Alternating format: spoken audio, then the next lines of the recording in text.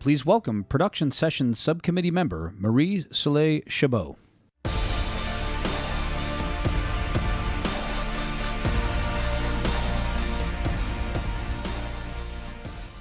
Welcome to SIGGRAPH 2019 Production Sessions. Woo.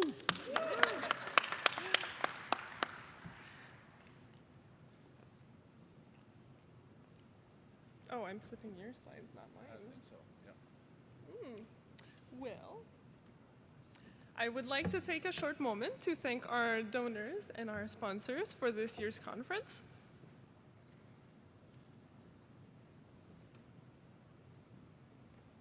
Since this session will be live streamed at the moment, we are allowing people to take video recordings as well as photography.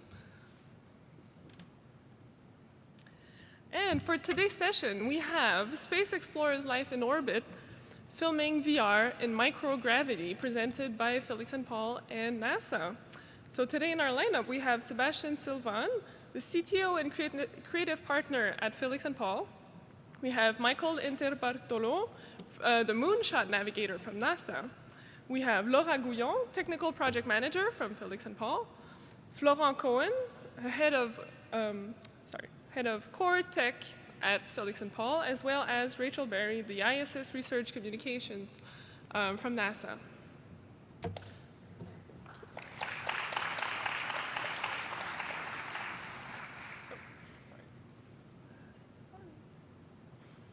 Thank you.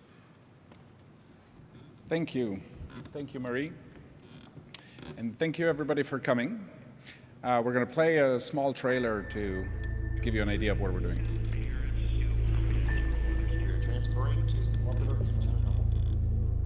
Can we get the lights down? 6, 7, 12, and 13.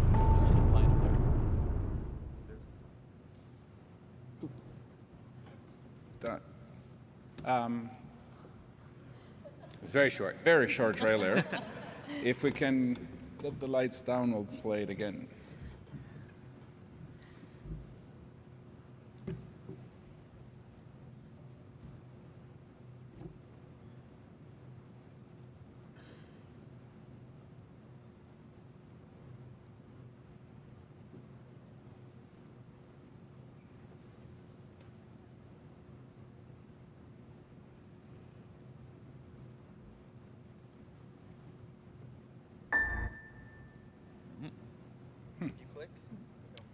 Up, not clicking.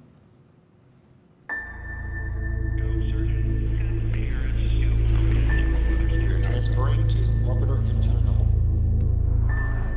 6, 7, 12, and 13. There's a lot that goes into sending anything up into space. Copy that, guys. Luca from Houston, give us the status. The dream was always to transport the viewer to space and feel like they have truly been to the International Space Station. We've never attempted something of this degree. The complexity, the magnitude. The first principle is placing the camera where a person could be. Everywhere I think you're going to want that is where people won't want to put it. Everything is being scrutinized at every step of the way. It's a closed system, and if anything goes wrong, you can't call the fire department in space. Cameras have been sent up before, but none with this complexity. I think there are some subject matters that are better experienced. Virtual reality is the perfect medium. There's something that's so intangible about living in zero gravity. Only trained astronauts live and work on the International Space Station. The actual purpose of the work, We're going for EVA. it's ultimately about all of us. Can you guys see this?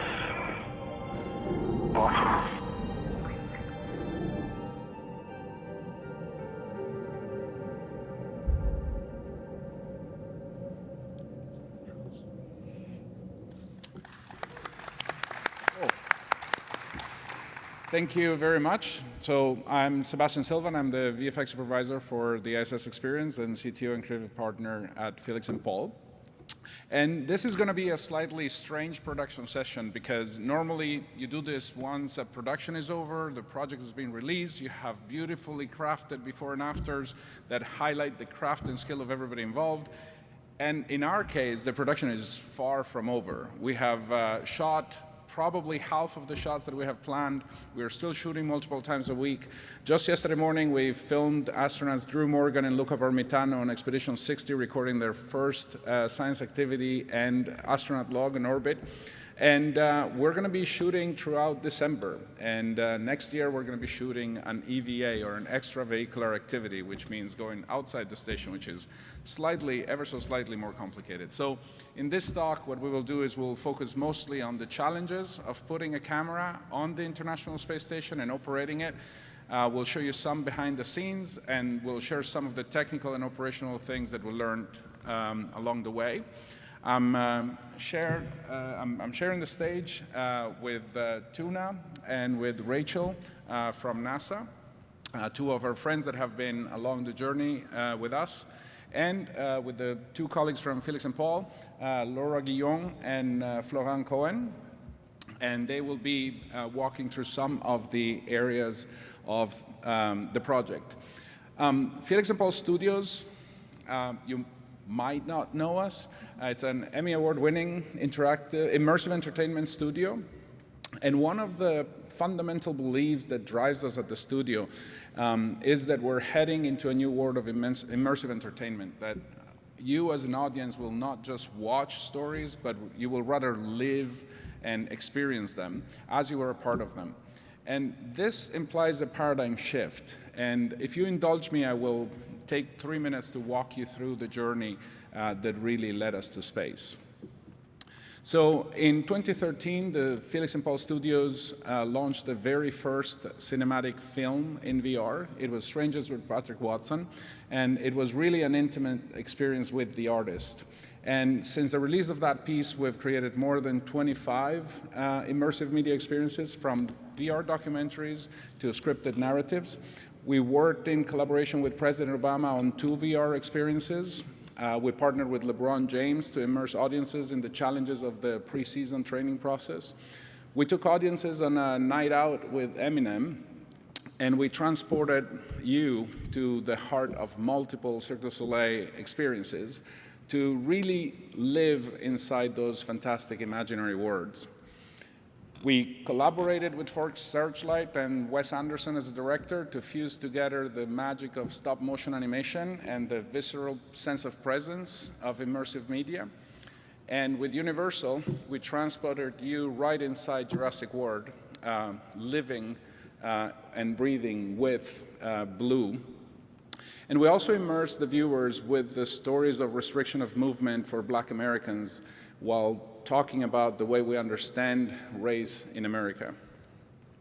And then lastly, we took you back to 1982, placing you in the mind and body of a Japanese toy robot given to a child for his birthday in a 40-minute scripted comedy with interactive features and with a cameo from Jeff Goldblum. The mission of the studio has always been to leverage really the immersive and experiential power of immersive media to transport you to the heart of great stories and connect you to a visceral and emotional way to the places and characters in those stories. And rather than storytelling, we often say that we strive to facilitate an encounter between you, the viewer, and the story through eliciting a true sense of presence. And in that sense, virtual reality and space exploration are really meant to be together. So in 2006, we started collaborating with 2016, that would have been a long collaboration. Yeah, it's been a long road, but not that long. Yeah. We started collaborating with our friends at NASA, with Roscosmos, the Russian space agency, and with SpaceX to tell a story about the current and the future state of space exploration at a pivotal point in the history of space exploration through the medium of cinematic VR.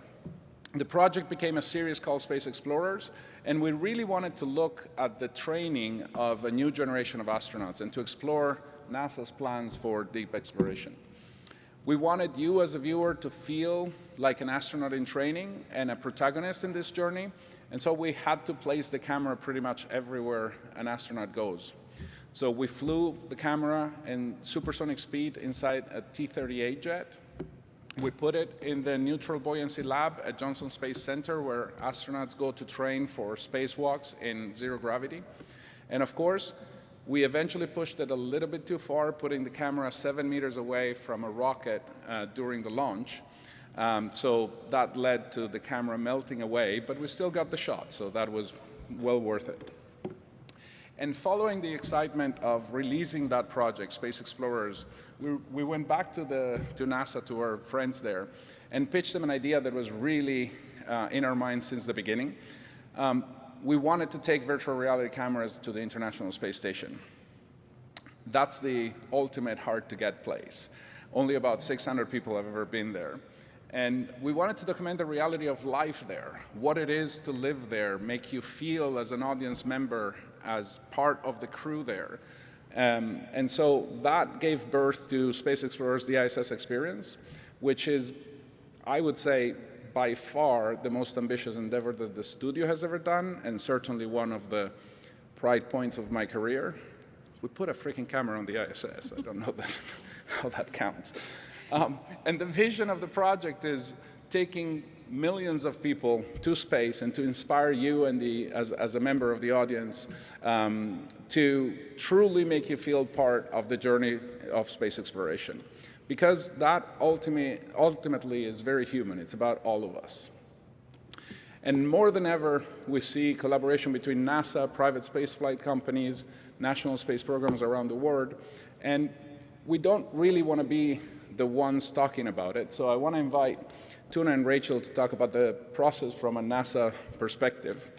And Tuna, you're used to space endeavors and to dabble in these things, but we put a camera on the ISS. How cool is that? It really is, and it's really kind of the ground we treaded with Space Explorers, the original series, really helped open up all the doors for this project. You know, folks at NASA, we've played with VR over the years to train crews and all that, and then folks have played with Google Cardboard and stuff like that. So they thought they understood what VR was, but they didn't really understand what cinematic VR was until they saw what was produced with Space Explorers, where we really put the viewer in there, and the managers saw it, and they understood, the hardware folks understood how their stuff could be showcased, and just the science community understood how we could really highlight what was going on aboard the station in terms of what we're doing up there, so folks can be relating to it in terms of what's off the Earth for the Earth, in terms of what our goals are exploration, but also what it's just like to be an astronaut, to wake up on the station, to work up there, to play up there, if you will, to have some downtime and do some fun stuff once in a while, but just those everyday occurrences of what it's like to be an astronaut. And it's really been a grounded project, even though it is an out-of-the-world location that we're filming in at this point.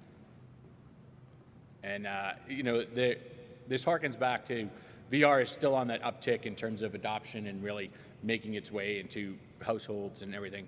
And if you think back to the 50s when TV was just taking off, Disney collaborated with Werner von Braun to do a Tomorrowland series back in 1955. It was Man in Space, Man on the Moon, and Mars and Beyond. It was gimmicky at some points and whimsical, but it also gave folks practical understanding and what the goals of space exploration was in easy to digest terms and relatable. And that's what this project is in VR. It puts the viewer there in the story, but it's in a relatable way for them to understand everything. And one anecdote, one of the astronauts in training, she's gone home and told her family about what she does in training and what it's like to be underwater at the pool and all that. But without the visuals, she never really could impress upon them what training as an astronaut was. Well, she borrowed the headset one time, took it home, showed all her friends and family, and they just got it then watching, what it was like to train in the NBL, what it was like to be in the mock-ups in T-38s, and it just put them in the experience of training as an astronaut. And that's where I think this story will take us in terms of what is it like to live aboard the ISS and really do the science aboard the ISS that we're all trying to achieve.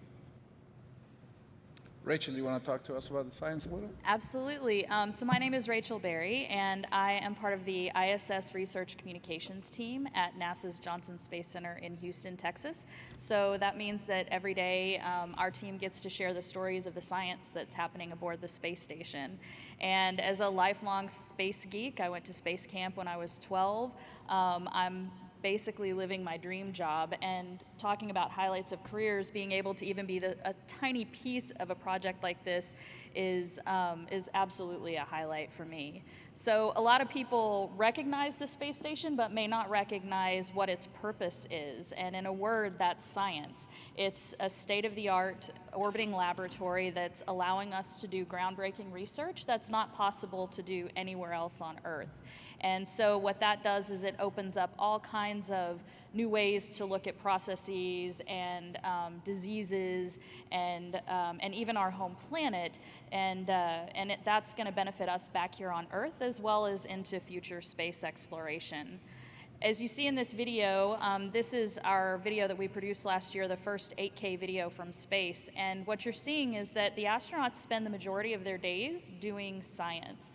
And it's a very dynamic process. So sometimes they're in one module getting ready to send CubeSats out the hatch, and then they're down at the other end drawing their blood in the module down the way from there. What I love about ISS experience is that as science communicators, a lot of times we have a hard time getting people really bought into the science and really feeling connected to the science because it's so complex. But this puts you right in the middle of the science. And so that, I feel, is going to really help people connect to it and care about it and understand why what we're doing on the space station is so important for humanity. We can click on to the next slide.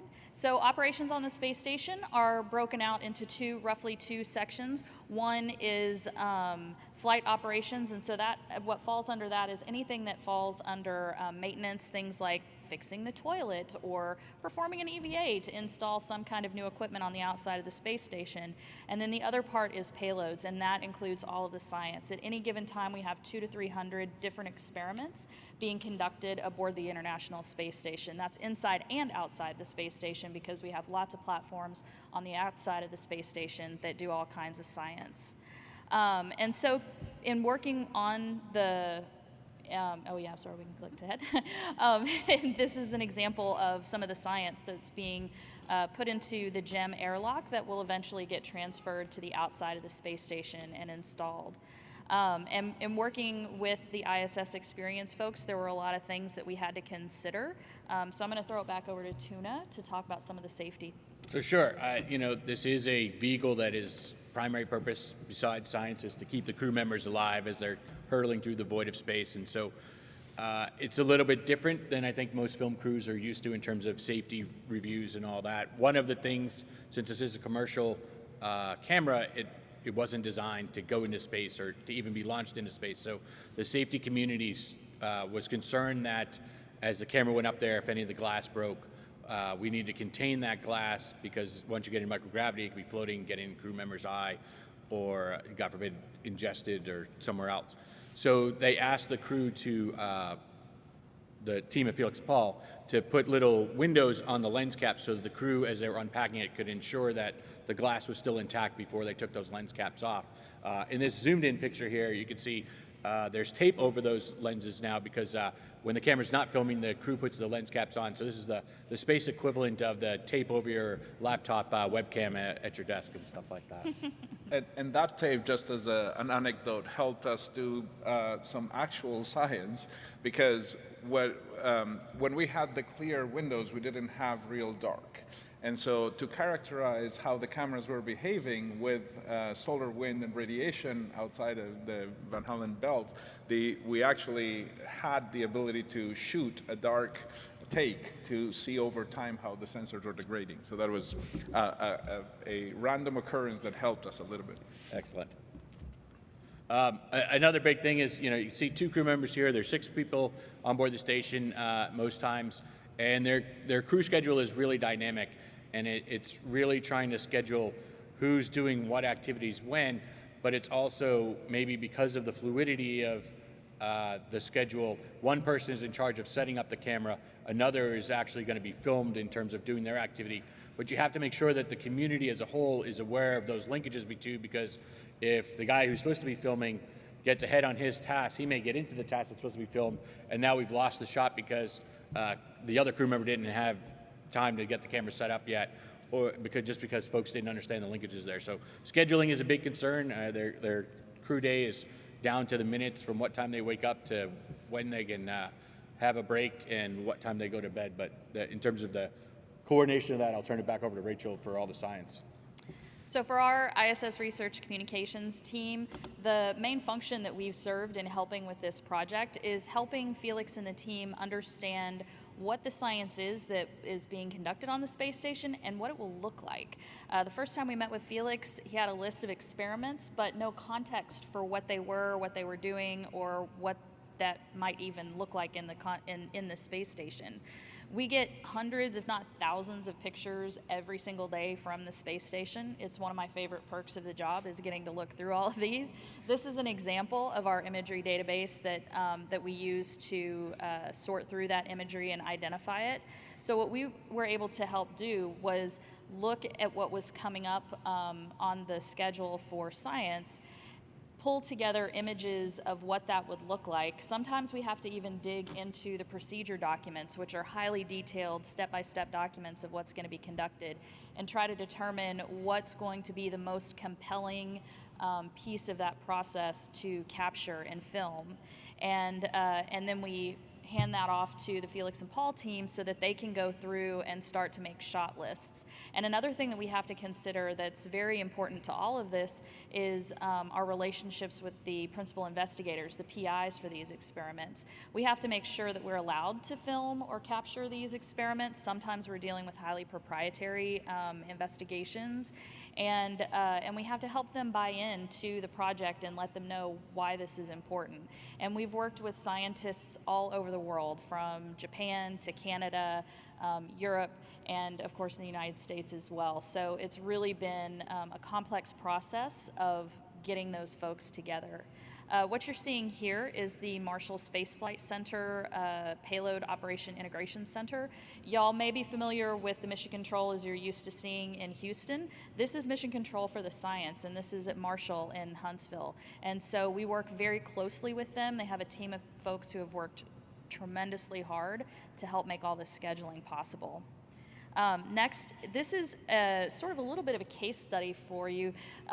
One of the things that we wanted to capture, or that Felix and the team wanted to capture, was the range of the veggie plant growth experiment. And we grow all kinds of plants on the space station. This is a big part of our exploration science. And so with this, though, we had to find out, when things were going to be activated or planted, and what that would look like, because you're not going to see big leafy greens like this, obviously, right at first. And then try to pinpoint a couple of times throughout that experiment. It goes for several weeks as this is growing. And so we had to pinpoint all those times and then make sure at the end we could capture the harvest with this. And part of the science with the veggie growth experiment is actually eating the greens that they grow.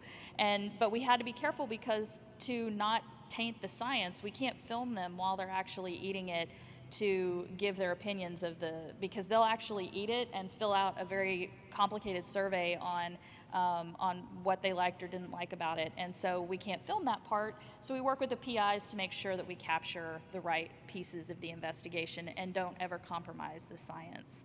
So, and I think we're going to talk a little bit more about some of the planning and how complicated it is to get all these pieces to align perfectly, and maybe have them thrown off the day before by something that happens that we weren't expecting. Yeah, so as I started to allude to before, you're chasing that red line of where the crew is in the timeline.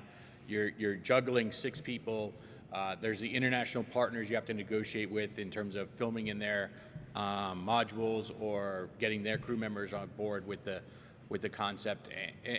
But you get to film a lot of stuff in terms of just the nuances of just life aboard the station, and but you want to make sure you don't miss any moments too, because there is that point where the crew only arrives once every 6 months, so you want to make sure that you capture stuff like that. A cargo vehicle only comes every so often, so we're always trying to make sure that we're ahead on the timeline. We have meetings, 3 weeks out, where we're trying to figure out what shots we can fit in there and make sure that everyone understands the priority of which shots are most important to capture, so that you don't start missing chunks of the story arcs of the different astronauts you're trying to capture, because if you miss a lot of stuff along the way, then you're not going to get a full story arc that completes that vision that Felix and Paul wanted.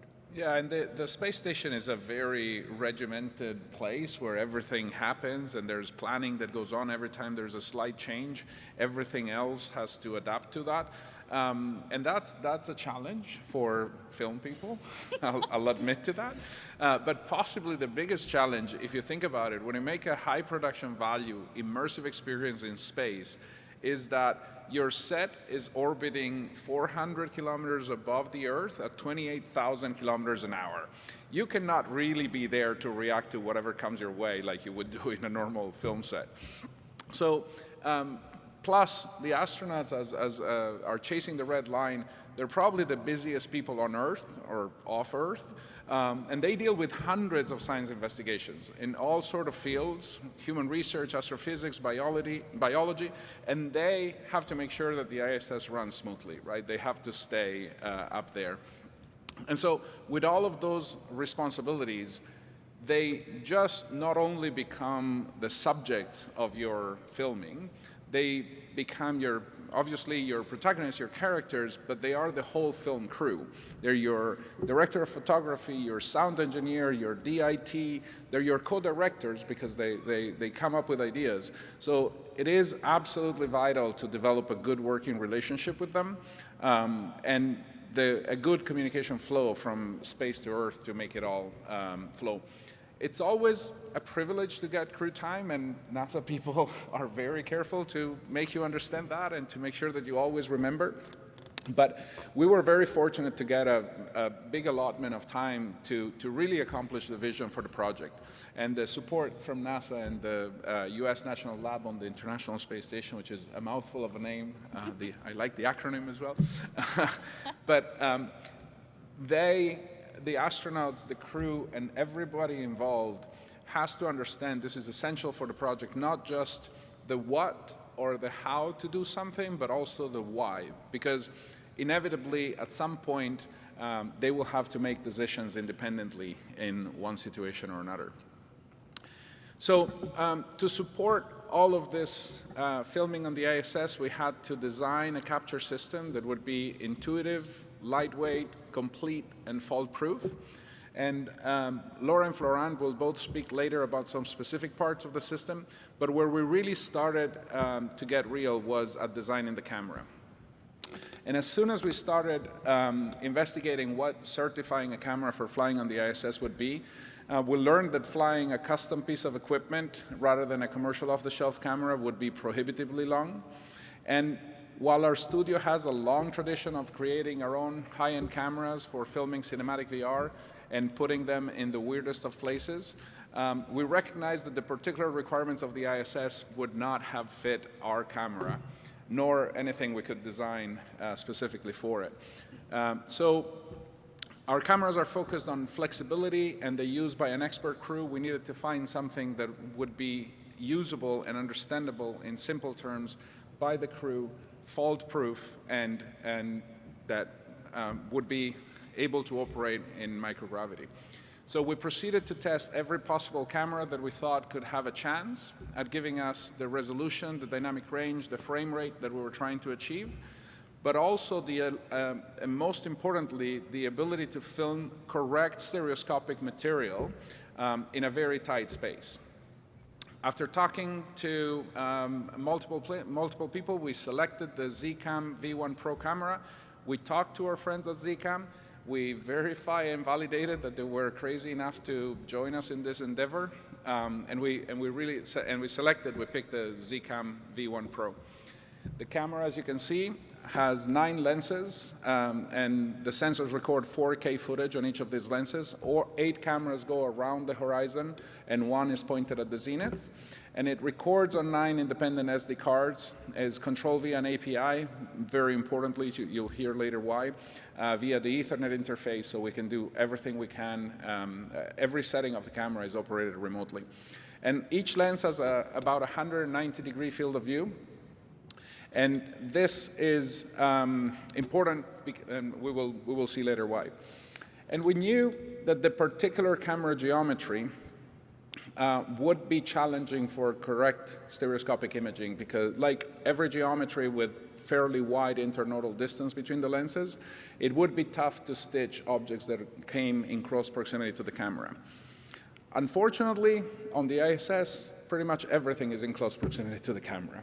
Unless you're looking out the cupola window, and everything's very, very far away. And that actually is an algorithmic challenge. If you have both very close proximity and very far, it's even more challenging. But when you stitch with cameras with very wide lenses, you have to rectify the image from every lens to fit an equirectangular projection. Well, in theory, 2, one per eye. And when a user sees the content in the headset, the views are those of 2 parallel cameras that are rotating around the neck.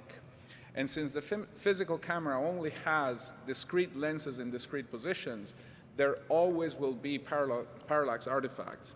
And no matter what you do, the undistorted images will still only stitch correctly at one particular distance from camera. So we came up with an idea, and so to ease the stitching process, we thought that rotating the camera would not only help us get a baseline of the background, but also better estimate the depth and separate background and foreground elements. And Florent will speak later about the algorithmic part of the method, but it's important to note in the camera design, this forces us to have a motor and a gear set right under the camera. So we needed to perform, we asked the crew to perform a scene calibration step, rotating the camera by 45 degrees, which is conveniently the distance between 2 subsequent lenses, just before and immediately after every shoot. So adding a motor, a gearbox, and some logic to the camera was obviously going to complicate the process, but luckily our team at the studio, Olivier Biron, Howard Berman, and the rest of the camera team had a lot of experience already having put motors in our moving platform for moving our earthbound camera. So we established that reasonable time for doing the rotation would be below 1 minute, and you can see an example of the rotation happening on the screen. And we wanted to keep the design as simple as possible, so we opted for smart motors and an inline gearbox. The smart motors allowed us to, they're also conveniently, as I was mentioning before, controlled by an Ethernet interface and a very simple interpreted language that you can talk to through that Ethernet interface. So that allowed us to keep the logic design very, very simple. And stylistically, we didn't want to have a hole where the camera body and the rig is, so underneath the camera. In the ISS, there is no top or bottom, so everything will have different orientations on the station. And so while the lenses have a wider than 180 field of view, 180 degree field of view, and that means that a sufficiently far object would be imaged by the side cameras, once again, there is no far objects on there is no sufficiently far. So we first experimented with filling that nadir hole in Jurassic World blue. In that case, we had the camera just imaging the floor. We flipped it upside down, and above at the zenith there was really only the sky, so that was relatively easy. And that is if we exclude some very complicated jungle foliage for which the compositing team has not yet forgiven me. But besides that, the simplicity of that rig was given by the infinite distance of the sky. In this case, we have interesting things above and below the camera, so we have to find a way to actually image both. We agreed that we wouldn't have any action happening in the nadir area, and we put a quick release mechanism so that the camera can be flipped, and we just record a minute or two of a nadir take that we then image on the rest, and we comp with the rest of the scene. So one of the other concerns that we had with the camera was obviously heat dissipation. So inside the ISS, there is an environment that is very similar to that on Earth. The temperature is very well controlled, but there is no gravity. So in a normal device on Earth, you produce heat, and that heat gets transmitted to the air surrounding the device. That air becomes hotter, less dense, and goes up. And there is no up. So in order to cool the camera, we had to put some forced air. So we designed a couple of plates to put fans both around the camera and inside of the rig where we had put the electronics and the motor. And turns out that the camera in space is actually running much, much cooler than all of our cameras in the lab in Montreal. And one of the compromises that we had to accept in choosing the camera was that in order to film at the maximum resolution of the sensors, the camera had to shoot at 30 frames per second. So one of the things that we consider essential at the studio, as we were mentioning earlier, is producing that sense of presence. And that presence is much enhanced if you are presenting the images at a higher frame rate. So what we did is we said, we're going to shoot at 30 frames per second, but with a shutter speed at 1/60th. So we're only shooting for half, the equivalent of a 180-degree shutter angle. And what we plan to do is then fill in post-production, insert the missing frames, if you wish. All of the movements on the ISS are relatively slow. Nobody wants to be bouncing around. So that is, we have high hopes on that technique. And the Zcam camera also has a nice characteristics in the way it records footage. It breaks the recording into 5-minute chunks, so the file sizes never exceed 4 gigabytes, making it much easier to manage the downlinking of files. And this will be covered in detail in the workflow section by Laura. But I am mentioning because it's one of the features that we had to request to Zcam. We're running a modified firmware on this camera because this is one of the things that we had to negotiate with NASA. And so the project We don't really, have high-speed internet up there. It's not that fast. So. It actually is pretty high. It's much higher than I have at home. It's improved, but... And so this project really would have been impossible without our helps at Zcam. And lastly, but not less importantly, we had to perform EMI testing, and turns out that even though the whole rig is in aluminum, we needed to do some remediation work by creating Faraday cages even inside the aluminum metallic structure. But we were quoted initially that the fastest that anybody had seen a certification process for flight for putting a camera on the ISS had been around 1.5 years.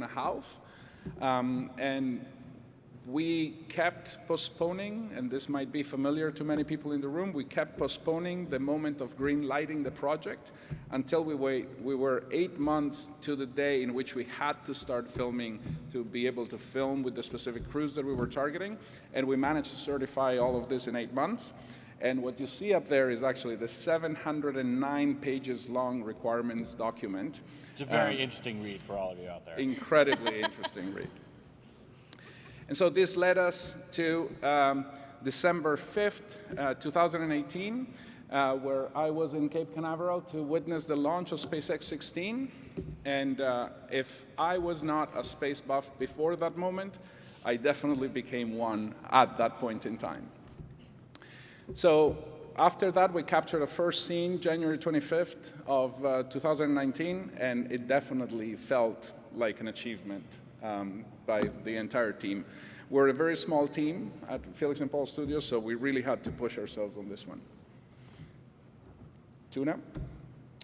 So, again, we're filming over in such a long period of time. It gives us a great opportunity to capture a lot of the smaller moments of the crew in terms of things you wouldn't normally capture in a typical event, like movie night or the cargo vehicle launches. We capture those sometimes, but just understanding, hey, this is the fresh food that's arriving, fresh vegetables and all that, or clean underwear, if you will.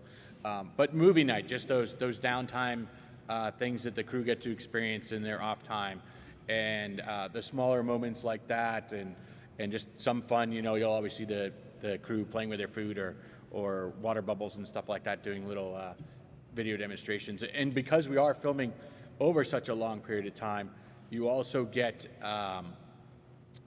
unexpected and off-nominal cases just because you happen to already be filming that you capture some stuff here. So this was some filming we were doing where, he's in the exercise, we were filming that, and then all of a sudden we got a fire smoke alarm on board.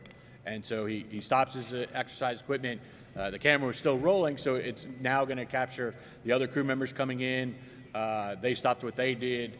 They're looking around, making sure that there is no actual fire on board, because that's obviously a drastic occurrence. They're checking any circuit breakers that might have popped or looking around. And I think at the end of this, they finally say, wow, we filmed that. That'll make some good film footage later on, because it's one of those things you don't plan for. You could never plan for capturing something like that, but because we have such a long time that we're recording on board, we have these opportunities to capture stuff that we never would plan for at any point. Yeah, I think it was only later that when the tension went down, they were absolutely sure that everything was fine. They started to relax. You kind of see the body language going, okay, everything is fine. And then somebody said, oh, we're still filming. That's going. Yeah. So yeah, and of course we captured that and we managed to get it approved for release.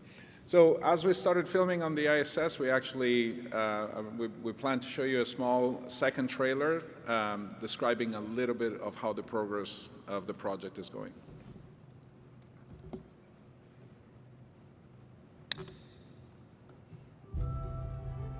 Welcome on board the space station. Welcome to the ISS experience, the first cinematic virtual reality series in space. My involvement so far has been mainly to set up the camera. Does this fit? Capture glimpses of the work we do here. Copy. I see that. The virtual reality camera is really different from every other camera on board. We feel as if we're talking to the audience directly. We can see everything, hear everything, or we demonstrate experiments and daily life. The space station was started 20 years ago, piece by piece, by a conglomerate of nations. Looking at the Earth from space is really awe-inspiring. It gives me great joy to tell the story and share the experience, living in space. Bye-bye.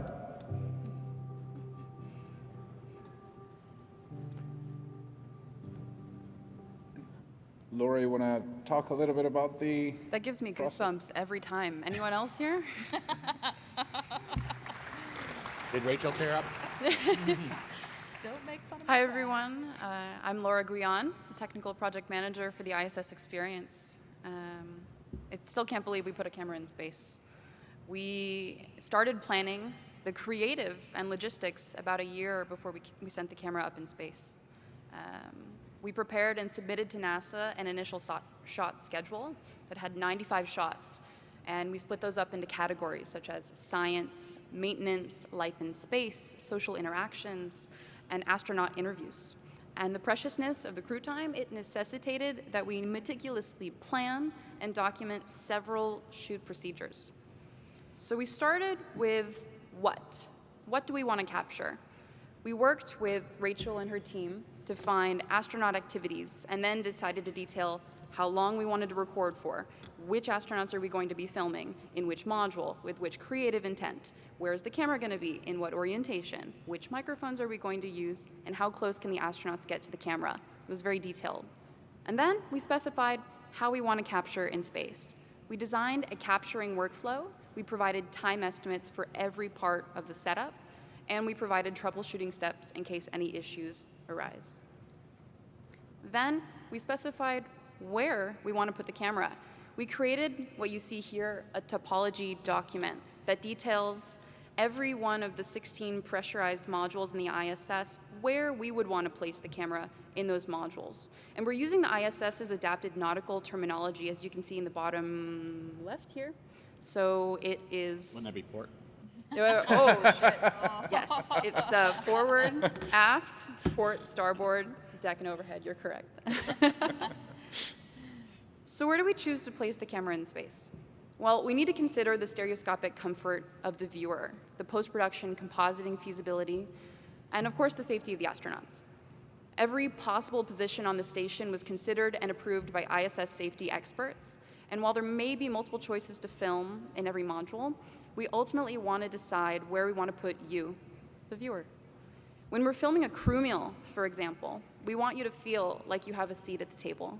And we encourage the astronauts to look at the camera and consider it another person in the room and to interact around it. We place the camera in a module as if we ourselves were up there with the astronauts observing their activity. So with up to 6 astronauts on the ISS at any given time, spending expeditions of 6 to 9 months, we plan on collaborating with over 12 astronauts on the ISS over a period of 12 months, filming 100 plus shots to bring the reality of life in space to us. So as Sebastian mentioned before, we're still in production. And we've filmed 52 shoots so far. That's slightly over 60 hours of footage. Our shoots range everywhere from 15 minutes to over 3 hours. Here you see what it's like getting a haircut in space, and you can see 2 different views. One of them is from just an over-the-shoulder view in the ISS, and the other one is synced to the footage we captured from our camera. Our production pace is ramping up. We're shooting now 2 to 4 times per week, whereas we used to be shooting 2 to 4 times per month in the beginning. And I think that ramp up came because once we started showing the preview footage to a lot of the managers and stuff like that, they understand more the scope of the project, and they really bought in on it and started opening doors for us that at first folks were still kind of leery of what this was going to be. So once we started showing that footage, that allowed you to ramp up because folks really understood where we were going with this. Absolutely. We directly support 50% of the shoots in what are called hard scheduled shoots. And so that means us on the ground. We're there, we're watching, we're supporting, we're helping supervise the camera exposure, positioning, and any technical questions. For the other 50% of the shots, called task listed shots, the astronauts are actually filming all on their own. But we are, of course, always on call. In addition, this is really cool. The astronauts have requested the freedom to shoot completely on their own. And this speaks loads to the enthusiasm behind the project, and it's enabled us to capture even more authentic and really cool footage. You can tell from the newer recordings the personality that the crew is infusing into the activities that they're doing with us. It's extremely rewarding to hear the crew sharing how positive of an experience they've had filming with us. Here you see a transcript from a communication between crew in orbit and ground after a shoot where we had requested that the astronauts play games, so recreate their social life in their workday. So we asked them to play frisbee, ping pong, and football. And they called down to ground laughing so hard that they started crying. It was a very precious moment. So while this creative and logistical planning has been more complex than we've ever experienced, it's been really fascinating learning how space operations work and working with folks like Tuna and Rachel to make this production happen. So let's get into software and operations. So yes, we needed a complete system. So in parallel to camera development, we had to design and develop an entire software ecosystem for controlling the recording, camera maintenance, and data management in orbit. And we had originally planned to send a laptop with the camera with a beefy GPU, many fast interconnects, and fully controlled by us. But again, the battery certification for it would have been probably too lengthy a process. And NASA very kindly made available one of their station support computers to run our software on. But that meant bringing an SSC, as they call it, onto the payload side.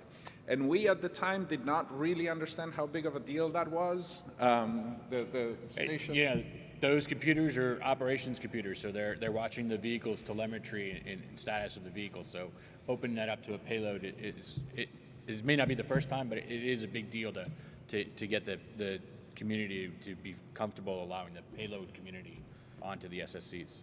Yeah, I'm told that it wasn't the first time that a payload run a software on the SSC, but it was the first time that an SSC was bridged onto JSL2, which is the Wi-Fi, the second network, the payload network for the ISS. So that bridging was a big deal.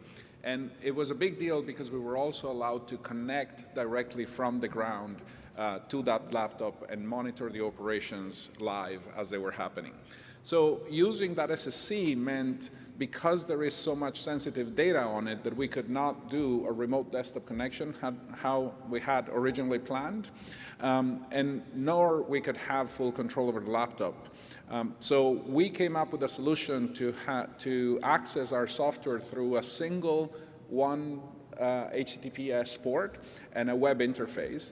And this was done through a Tornado web app and a few Python scripts in the background that in turn call a highly optimized C++ application that Florent will describe later for running the performance critical parts. So the workflow on the ISS is the following. We record from the camera on its own internal 9 SD cards, and we have the ability to record for about 6 hours before having to format them. The SSC controls the camera and the motor through the Ethernet interface and is connected to the ISS Wi-Fi. So we can control and monitor directly from a web browser at NanoRacks, which is our payload integration partner. And then the crew initiates, so we can control exposure and all the technical parameters of the camera, but the crew specifically recorded to be the only ones to initiate a recording procedure. So they initiate the calibration that we spoke about earlier and the recordings through the UI, and we can follow along. The workflow will be discussed in more detail later, but the live connection is only really fairly low bandwidth. It's about 1.5 megabits per second, and very high latency is about 600 milliseconds latency. So that live view really has to be tuned very carefully. And then after the recording, the files that we record are put on a transfer drive, and there is a specific department at NASA, the OCA, that is tasked with downlinking that large amount of data. They had requested to break it in chunks of not less than 1 gigabyte, and so we had to modify the firmware to do that. But then, without breaking a sweat or anything, the one time in which a bug in our software generated 276 files, 276 gigs of a log file with the same message repeated billions of times, they just downlinked it, and we received it only a few days later. It meant no movie night that week. It was a fair trade.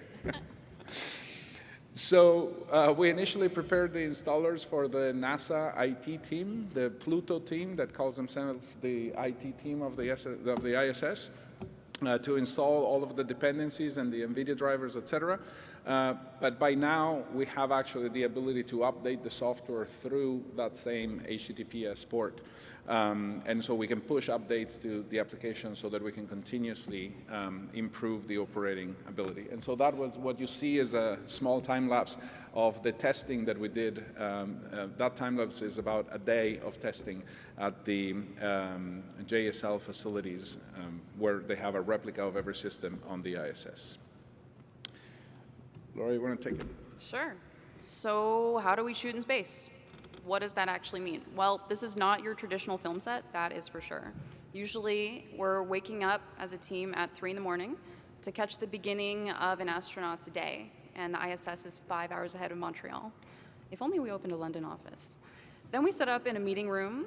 We open our laptops. Here you can see, this is our meeting room we call the Situation Room. We usually have 2 TVs, and here we're connected to the application in space. And you can see the coffee mug, which is absolutely essential to the rest of the operation.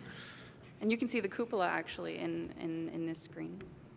So our laptop is connected to NanoRacks, and they establish a direct connection to the NASA network, and that gives us access to our application.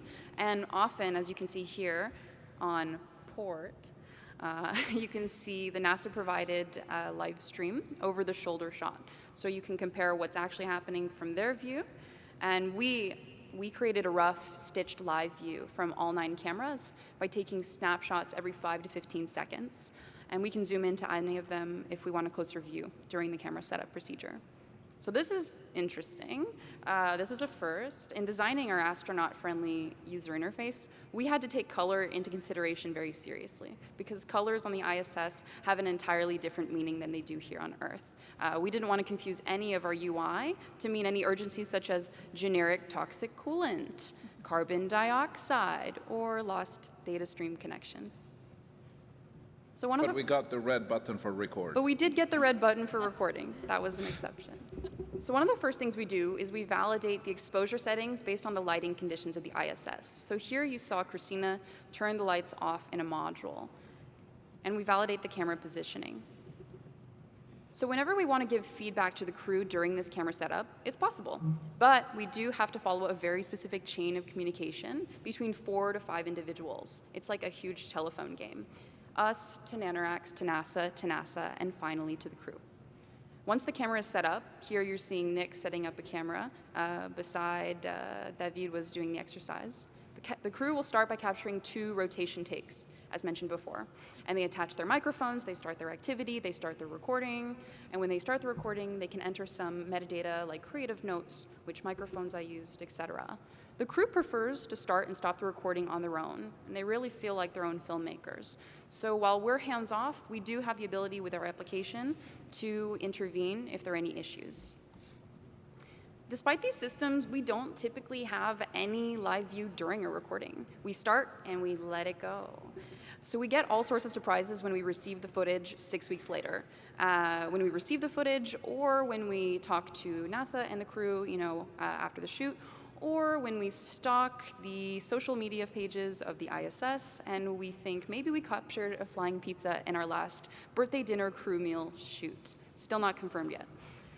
One time during a shoot camera setup, we were pleasantly surprised to see that Christina, the astronaut, she had put on pajamas for us in the middle of her workday. We asked her to stage or to recreate what her pre-sleep routine is. What does she do before she goes to bed?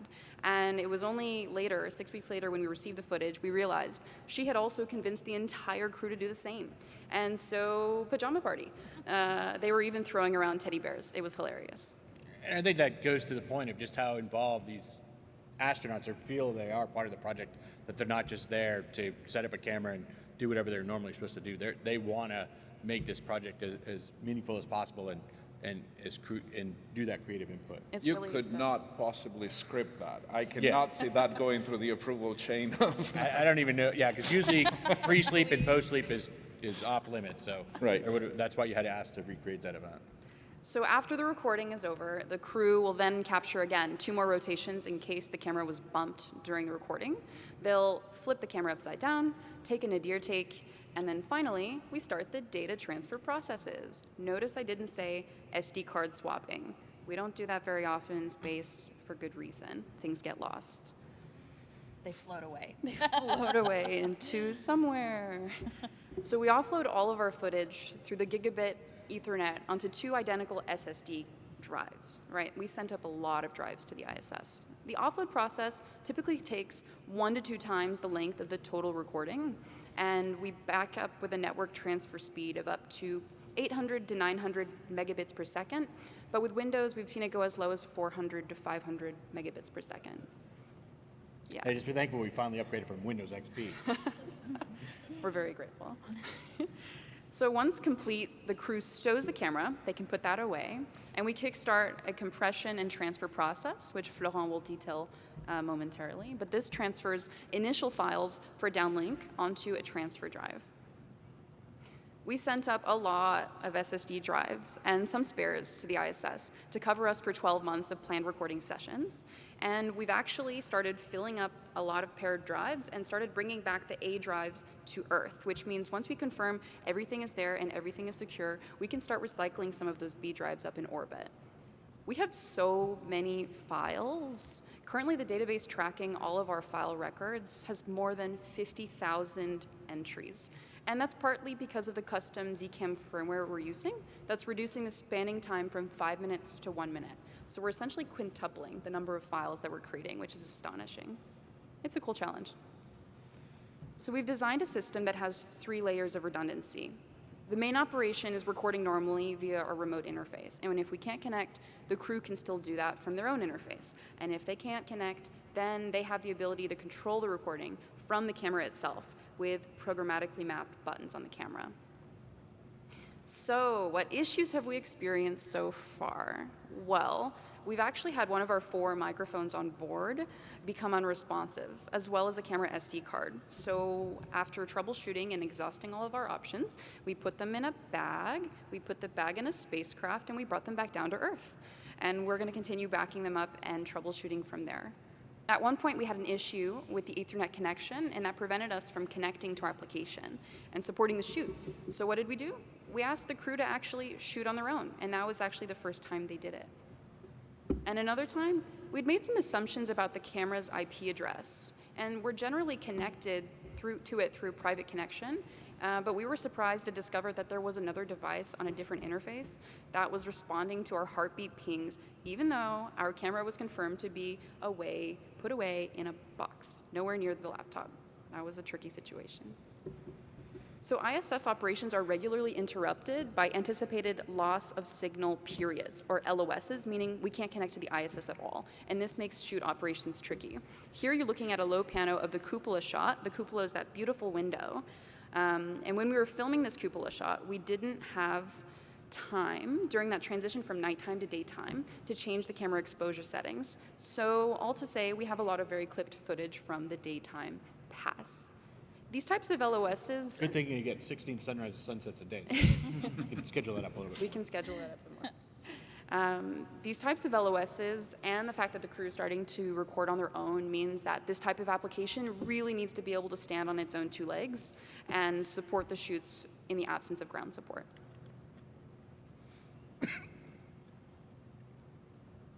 So we've recorded some footage, we've backed it up, we've compressed parts of it, and we've copied others. Florent, how do we receive the footage on Earth, and where does it go next?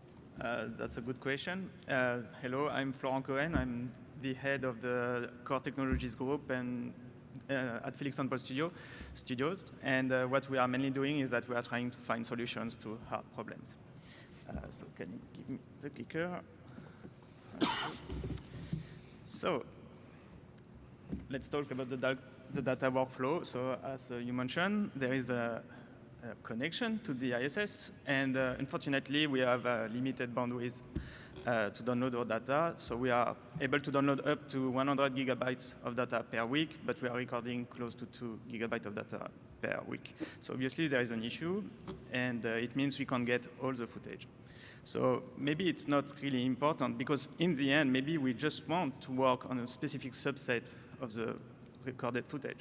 So what we do in the end is that we are generating in the ISS a rough and highly compressed assembly. That's what you've seen mainly up to now. We retrieve it. We are using that to make a selection, and in the end, we are requesting the raw footage. So that's what we call internally a low pano. And there are monoscopic panoramas. The stitches between the different sensor parts are not very good, but it's still possible to understand what's happening during the shot. And as I mentioned a bit earlier, it's generated automatically in space after each recording session. So now let's see a bit more in details how we generate them. So before sending the camera in space in Houston, we calibrated the camera sensors using checkerboards that we put 4 feet away from the camera, because that's the distance where the majority of the action happens. So thanks to this, now we know the contribution of each sensor to the final panorama. And once the calibration is done, we can generate a low pano in 4 steps. First, for each sensor footage, we apply the transformation. And in the end, we get a panorama. And from this panorama, we can create, we know which part of this panorama is important for the whole panorama. So we have a mask table, and we are extracting this important part. We are doing that for all the sensors. In the end, we are combining all the images together. And if you do that for each frame, in the end, you got a low pano video. There were only 3 of us on board.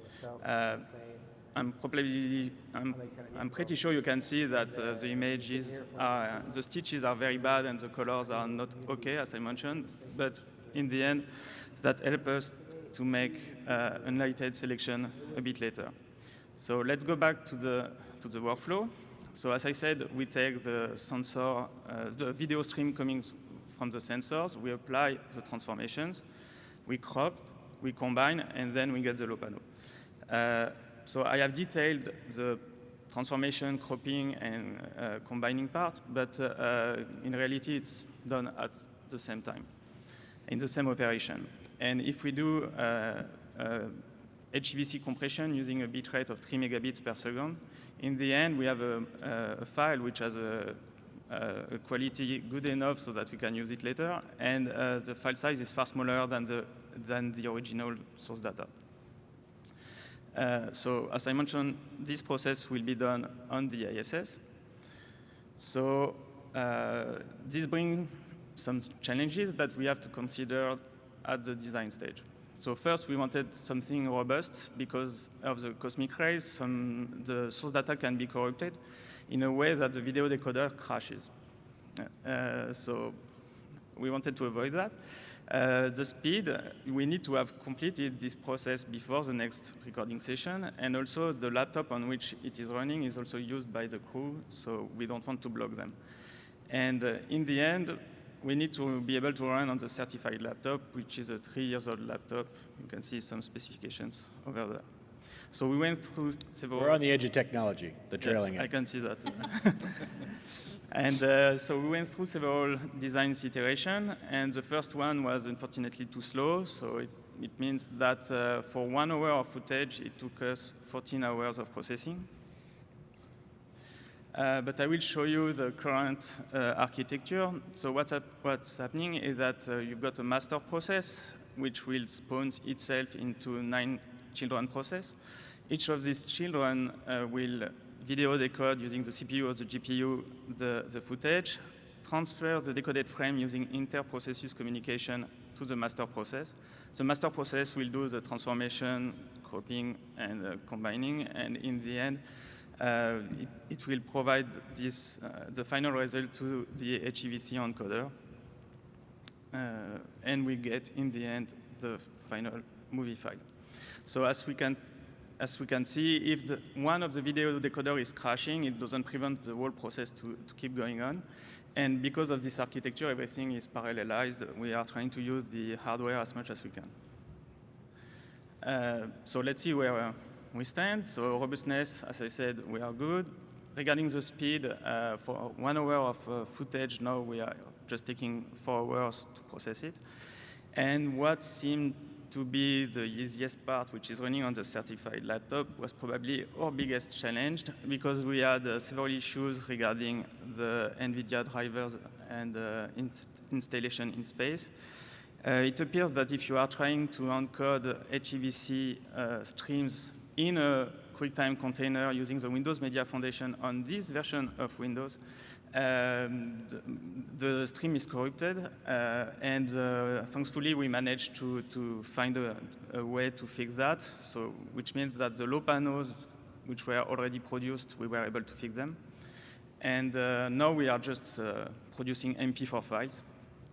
And unfortunately, we discovered after that we can only use 2 GPU decoders at the same time on this laptop, so we went a bit slower than we expected. So what happens is that once these low panels are generated, they are transferred to Earth. This goes to NASA. That does content review. So sorry, I forgot to mention that we send a list of the files that we want, and this list contains the low panels. We will the application will copy the files to the SSD drive, whose content is, and the content is transferred to Earth. Other people will then review the content for safety or internauts' privacy, astronaut privacy-related reasons. They can decide not to release some footage. But thanks to our collaboration, now they have a new workstation with a free license from the Foundry, and we provided them automatic system to remove. Yeah, this was important because normally the behavior would be that if Building 8 or any of the space agencies involved or the astronaut office or anybody finds anything objectionable with the footage, the default position is discard it. That's it. We never get it. The really tight collaboration with NASA allowed us to say, well, hold on a second. If it's only a part that is objectionable, we can actually give you a workstation that will do and extract that part for you. So what you're seeing right now is a shot of the cupola that, because of the 180-degree lenses, was seeing something else. I cannot say it was the alien that we had to erase, right? Yeah. I'm not privy to which was in this system. So we provided them with a new workstation to say, here, run this script. You can verify and validate the output of the script, and we still got the footage, which was important. Yes, but we get the footage close to 6 weeks later after we recorded it, and which is challenging in itself also because we can't provide a fast feedback on what was recorded. But then we also designed a tool and once we have received all the low panels at the studio, we have designed a tool that allows us to generate automatically a Premiere project that organizes the low panels for a take. And the audio is synchronized manually. Felix and Paul, which are real people, are then making a selection based on their interest. The corresponding files are tagged in the database. And we can request for the high quality footage to NanoRack that will then collect those files for us. So now we have the high quality footage, we need to process it, and now I will show you how we can generate a 360 stereoscopic panorama from a mono camera ring with 9 camera sensors. So how do we do that? So everything that I will present in the next slide can be computed in-house using Nuke nodes and plugins that we have designed. So the first step is to generate a background clean plate. So we figured out that by rotating the camera on its vertical axis and taking 2 vertical slits per frame, combining them, we can get in the end a 360 stereoscopic panorama. So we thought it was cool and innovative, but we figured out after that that there were some slightly different prior research, and you can find more information about this research in the papers that are on the slide. So one of the challenges we had to cope with, obviously, is image stabilization. The motor is not perfect, and as you can see, its rotation speed is not constant. And something else that is more problematic in zero gravity is that the camera ring also jitters. And so we have some wavy patterns in the image in the end. So what we do to fix that is that by deducing and reverting the transformation between 2 consecutive frames, we are able to clean the image. A third issue is the differences between the camera sensors. So we would like the final rotation background clean plate to be looking like it's coming from only one camera. So we blend the color and the scene geometry using optical flows in order to make the transition as smooth as possible. And so we have unexpected events. While we are recording this rotation take, sometimes objects are floating, and we have to edit them out. And so another unexpected event I would like to mention is the stuck pixels. So the sensors are degrading. So what happens is that because of this, we have white smears in the panorama. And, but we can fix that with the compares. So now that we have a background clean plate, we can work on the foreground, the action. So here you can see the final result of the step I will talk now. So first, we are building, we compute for several cameras with different baseline, the slit scan using the rotation tech, the depth and the optical flow between the virtual sensors, because if we lower the baseline, it's like if we were adding virtual sensors to the camera. So the first level is good for the triangulation, but it's bad for feature pairing because that's where there is the biggest occlusion. And the more the baseline is small, the better, however, the feature pairing will be, because there will be less occlusion, but the depth estimation won't be as good as on the first level. So what happens after is that, as of today, the artists are selecting which level they want to use in their work, because it depends of the background level of occlusion. A future work will be to automatically select the level or blend several levels together to get the best optical flow. And so what happens next now, we are doing a sparse optical flow on the action images for each sensor in the lat-long space. We get the feature correspondence between the left and right images. The pairing works correctly when there is no occlusion, but within the occlusion areas, the correspondences are weak. So what we do is that since we have the roto shape, we know that the weak correspondences, which are the occlusion, should be surrounding that shape. So to discard this correspondence, what we do is that we shrink a bit the shape, we discard everything outside of it, and then we re-expand the optical flow using an interpolation that the artist can eventually control. Then we merge this foreground optical flow with the background optical flow. The resulting optical flow is then applied on the foreground rotoscoped image, which is blended with the background clean plate. We apply it on the foreground image, and we crop it. We then compose the result with the background plate. So here is the raw result of the automatic stitching. You can note the situation around the head. It happens because the rotomask was not precise enough. And then the artists are able to complete the task and fix the scene. So as I mentioned, we have huge need in rotoscopy, and it would be great if we can do that automatically. And in order to do that, we need precise segmentation. How do we do that? So far, we don't know exactly for sure how, but we've done some research on how we can help the artist. And as you can see, we tried several solutions. Some are not working well, some are close to be working, but are not producing errors easy to fix. So we designed a way to interpolate rotoscopy between keyframes and to transfer them between sensor streams that, even if not perfect, is easy to fix by the artist. So we call this method the Roto-Bezier space on time warp. So I will describe a bit more what it is.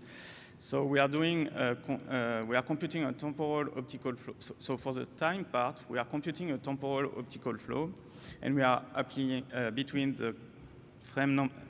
one frame and the next frame. And we are applying this transformation to transform the roto curves. And for the space part of the program, of this method, the idea is to transfer one roto curve from one camera sensor to its neighbor. So we are reusing all the transformation I mentioned a bit earlier. And it's by no means a perfect transformation, but the artist can easily edit the shape, and a big part of the work is done automatically. But as you can see, even with these tools, there are still some cleaning to be done by the compers.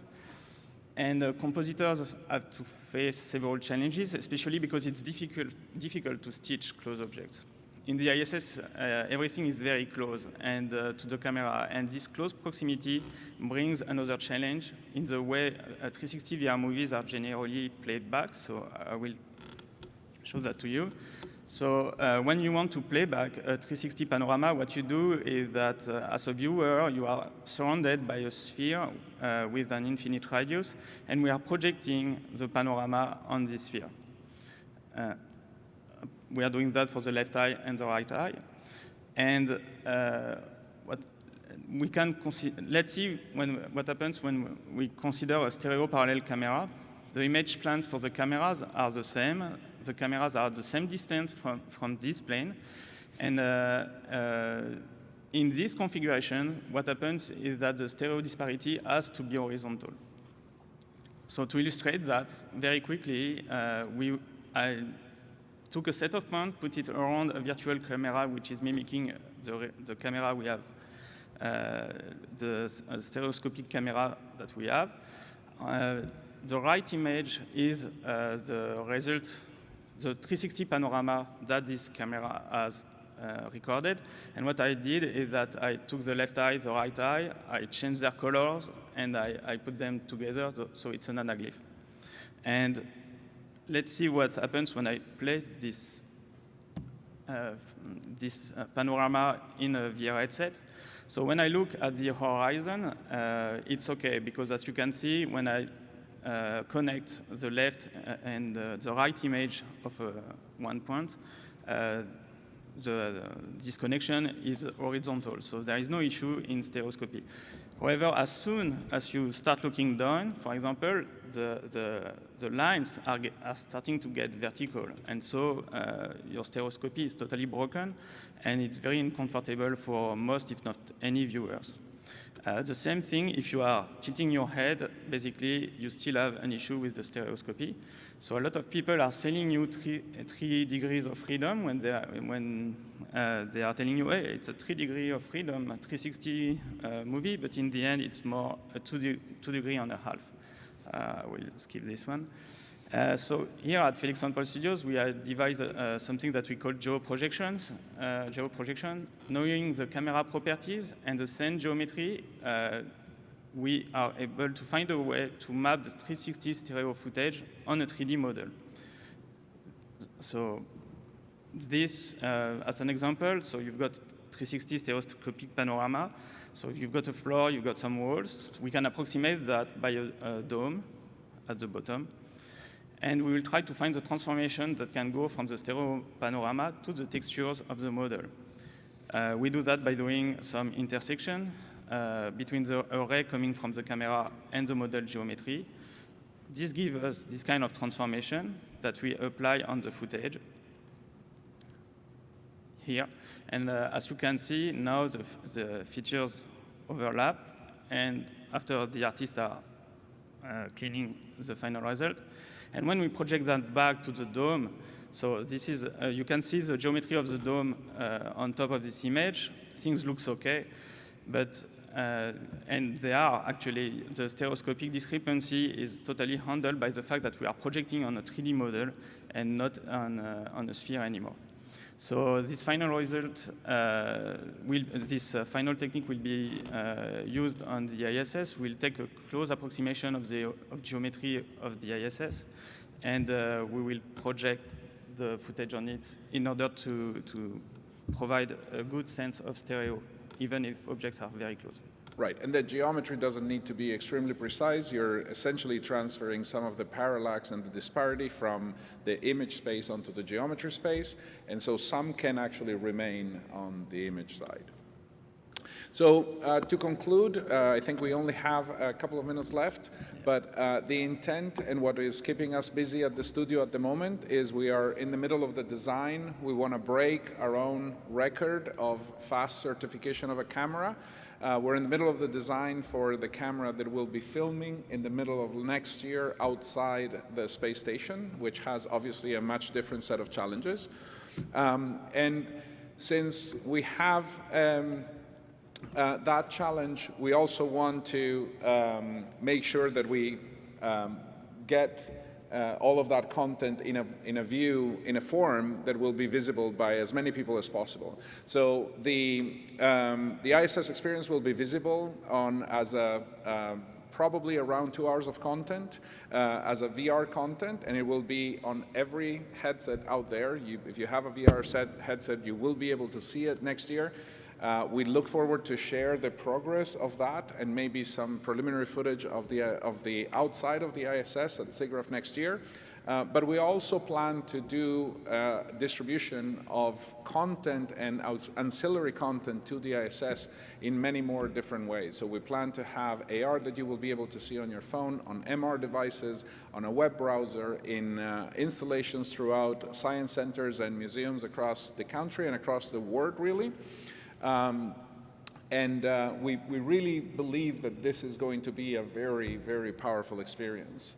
And we look forward to promote it and push it out there with NASA. I think based on the feedback we've gotten from the engineers and other managers who've seen the test footage, and just they're in awe of just how awesome it looks to see the space station in that immersive view that they've never seen before. You know, you get the hardware guys saying like, "Oh my God, I saw my payload, hardware in the background. I wanted to ignore what the astronaut was saying because I wanted to look at my hardware," stuff like that. And then I think long term we can talk about, when we return to the moon in 2024, I would love to have a VR camera on one of the little CLIPS rovers waiting at the South Pole as that lander comes down about 1,815 days from now. And when that first female astronaut takes the first steps out onto the lunar soil, having all the public there with us, watching that in an immersive VR experience. And so I look forward to seeing where this goes. Wouldn't that be the ultimate storytelling experience? That's cinematic VR. So with that, we want to thank you for your patience, for being here. We will take a couple of questions, and the first person to ask a question will get some NASA swag. So come up to the microphone right away. I actually brought some extras, so it doesn't have to be just the first question. Someone was. Hi. When you showed how you set up where you would put the camera within each module, did you have to consider whether a sunrise might happen within one of the windows and whether that would affect the exposure or just the general setup? Because, if the sun comes up and down every 16 times a day, was that an issue? Yeah, I think, that goes into the topology. You kind of understand where the cupola is relative to where you're shooting, and we can sort of have an idea of whether or not the windows shades are going to be open or closed, because there are the covers on those windows. So we can control that environment if we need to. But yeah, obviously you saw the footage there of how when the sunrise does first come up, it washes out the image really bad. So yeah, very quickly, there are very few windows. Oh, okay. So and generally they can also be closed. Yeah, so that cupola is the 7 bay windows, and then there's 1 or 2 other science ports. So it's not a lot of light to worry about. Okay, cool. Thank you. Question. Do the sorry, I didn't know I was allowed. Do the astronauts have a HMD up on the ISS so they can preview some of the footage? The astronauts have an HMD, but it is actually assigned to a different science payload, so we have not been able to put our content up there. Astronauts that have come down have seen the footage, and the crew that went up there, we were about a month ago, Luca Parmitano and Drew Morgan saw the footage before going up to the station. All right, thanks. By the way, I'm really looking forward to seeing the video when it's all done. Well, right, by the way, yeah, we forgot to mention, all of you can see 4 shots from the ISS, very preliminary footage, is by no means final. We never show work this early, but this is so cool that we had to bring it to SIGGRAPH. So it's down in the production gallery if you want to see it. It made me cry, so just, be prepared. I think we have time for one last question. We can go on the left. Is there enough overlap between the sensors such that you can recover the image if one sensor fails? There is, although that is complicated for a number of reasons, but yes, there is enough overlap. Okay, thank you. But we did fly up a second camera, right? Yes, there is a spare camera on the ISS. We love redundancy, so you send up a whole new rig. All right, everybody, give a warm applause to the people from NASA and Felix and Paul. Everybody smile. So those who ask questions, if you want to come up for a sticker and pin, come on up.